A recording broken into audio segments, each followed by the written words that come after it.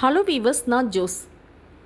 ஷூபில் பறவைகள் காங்கோ நதியை ஒட்டிய ஈஸ்ட் ஆப்பிரிக்கா பகுதிகளில் சதுப்பு நில காடுகளில் மட்டும்தான் இந்த பறவை காணப்படுது. இந்த பறவை மனிதர்களை பார்த்தோடும் தன் தலையை அசைச்சு நன்றாக பழகக்கூடிய பறவையாம். பார்க்க டைனோசர் மாதிரி பெருசாக இருக்குமா. ஒரே இடத்துல பல மணி நேரம் கூட நின்று மீன்களை வேட்டையாடுமா. இதோட உணவு பார்த்தீங்கன்னா மீன்கள், குட்டி குட்டி ஆமைகள், பச்சோந்தி, பாம்புகளையும் வேட்டையாடி சாப்பிடுமா. இந்த பறவை 5 அடியிலேருந்து 6 அடி வரைக்கும் வளருமா. இதோட வெயிட்டுன்னு பார்த்தீங்கன்னா 7 கிலோ வரைக்கும் இருக்குமா.